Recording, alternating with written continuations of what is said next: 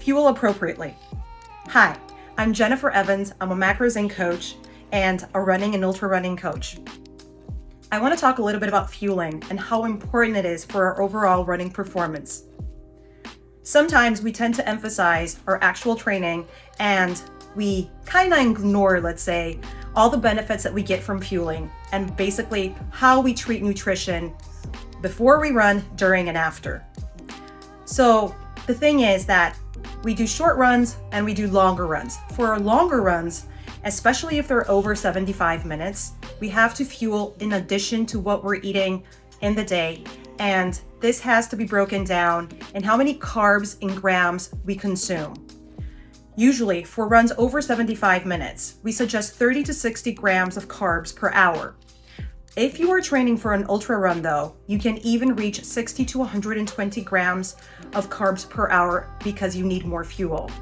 Now you can either fuel every hour or you can break it down in 30 or 40 minutes, and then you will divide your carbs accordingly. The importance of fueling while you are running is important because your energy stores are depleted and you need those carbs because they are your main source of fuel. What we call hit the wall happens when we're not fueling properly or we're dehydrated. For runs that are shorter than 60 minutes, you don't actually have to fuel while you are running. You can have a snack or a meal before your runs, usually 1 to 2 hours prior, so you have time to digest it. And it should be mostly carb-based, not high in fiber, and something that can be really easily digested. Like for example, bagel with some peanut butter and jam, or a banana. A banana is one of the best fueling sources you can have. After your runs, again, it's important to replenish your energy stores. And what you need is a 3-to-1 carbs to protein ratio. Again, it's important to focus on wholesome sources. What we eat matters, and what you're trying to get from your food is all those minerals, nutrients, and vitamins that you need. Don't forget to fuel accordingly. It's important for your overall performance during your training period, but also for the event day itself. What's going on, everyone? I'm Brady Ripley. I'm a coach here at Macros Inc. And today we're talking about strength training and running and how the two can very much complement one another. When we think about running, it's an aerobic activity, but it's also a repetitive activity. And repetitive activities have a likelihood of causing some injuries or some strain down the road. And strength training can actually not only help you be injury-free, pain-free, but it can also help performance. The stronger you can make your legs, your core, your upper body, the better everything's gonna feel. When we run, it's that repetitive motion of being on your feet and going from one stride to the next. But core needs to be strong so that you can have rotation, and your upper body needs to be strong so that you can help absorb and produce force. So when you look at strength training with running, it's gonna very much complement what you do. It's gonna allow you to stay injury-free so you can put more miles on the road, and every step that you take in combination with strength training is going to be a lot stronger and a lot more efficient so that you don't have wasted energy every time that you step on the ground. So if you're thinking about running or you're already running, strength training is probably something that you should definitely consider and definitely throw in because it's going to make your endeavors that much better. I want to thank you guys for tuning in. If you need anything, please let us know. We're more than happy to help. And I'll see you guys next time. Hi, my name is Cindy, and I am a training, nutrition, and endurance coach here at Macros.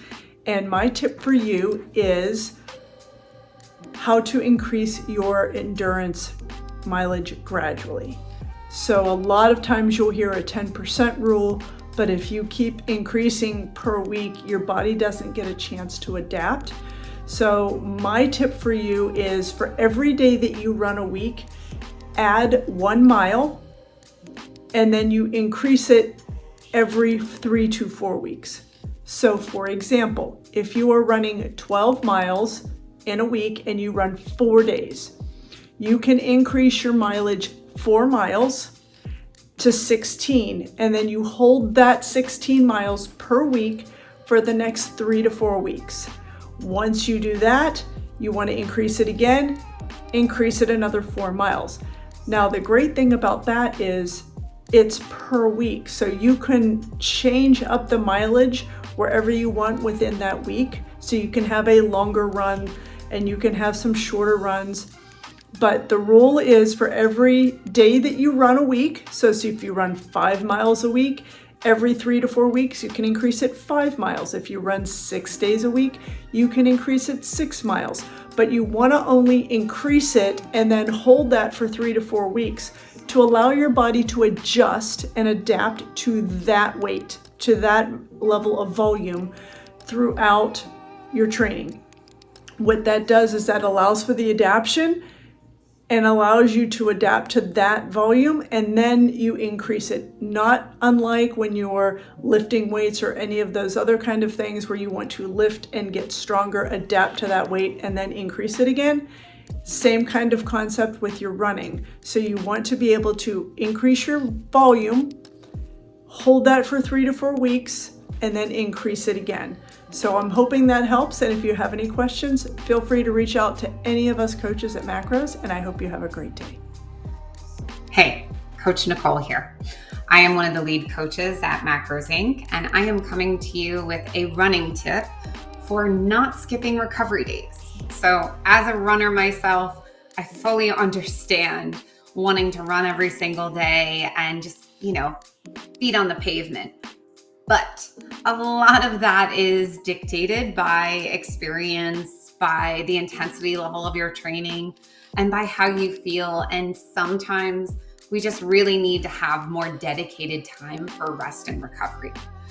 When we really get into that side of everything, it can enhance our training because it gives our muscles a chance to go ahead and deal with the stress that we're putting on everything, rebuild stronger.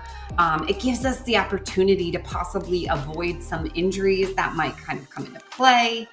And really the good news about this is that our recovery can start as soon as our run ends, as long as we're giving our body what it needs with refueling, rehydrating, and rest.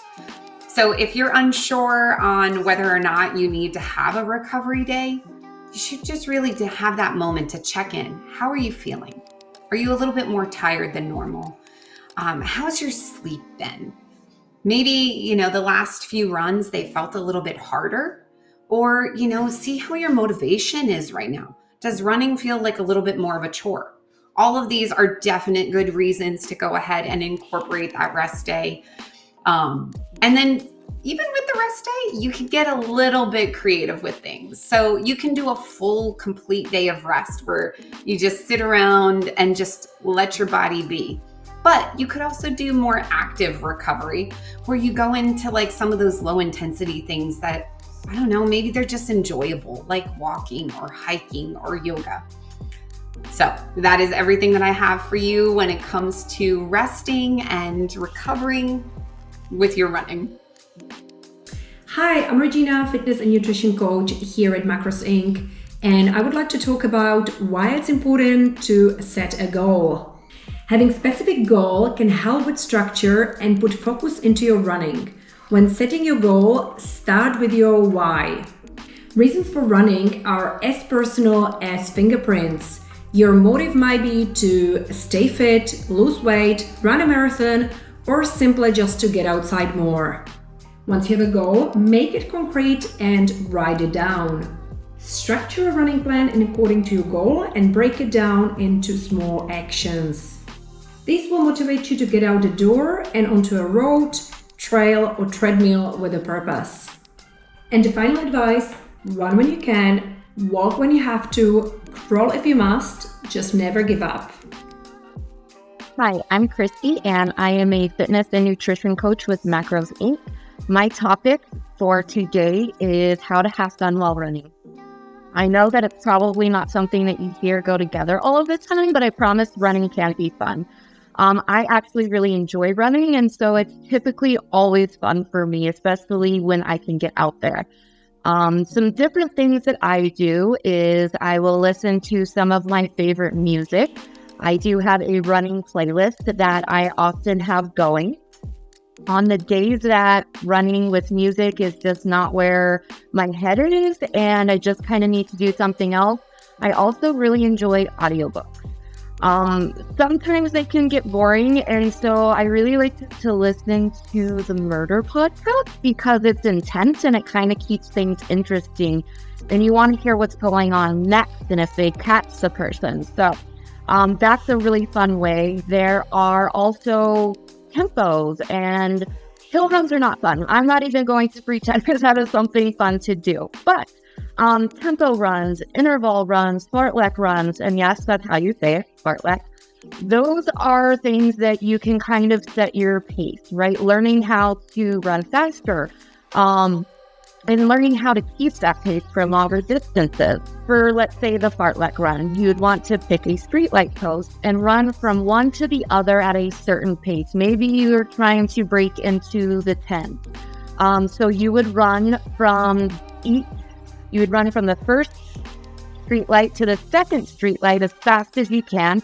And then the next streetlight, you would run at a slower pace and just try to keep it going like that. Running different routes. I know that when I run the same route all of the time, it gets boring. That is something that can get redundant. And so finding a really cool trail to run, if you're into trail running, I'm a big fan. And so that is something I actually really enjoy because you get to see so much different scenery and it's just so much more beautiful. Running with friends is another really great way to have fun. You can have conversational paces so that you can gossip or catch up with each other. Running with your dog, maybe you don't have a dog. Shelter dogs always need to get exercised, and so that's a really great way for you to have fun, get the benefit of the dog, and give back to the community. I think that's pretty cool. Tempo runs. So tempo runs are where you would warm up and then you would run for X amount of time. Let's say 5 minutes, and you run as fast as you can. And that's really interesting, just kind of to see like exactly where you're at and how capable your body is. Thanks for listening to me, and I hope that you have a fantastic and fun time running.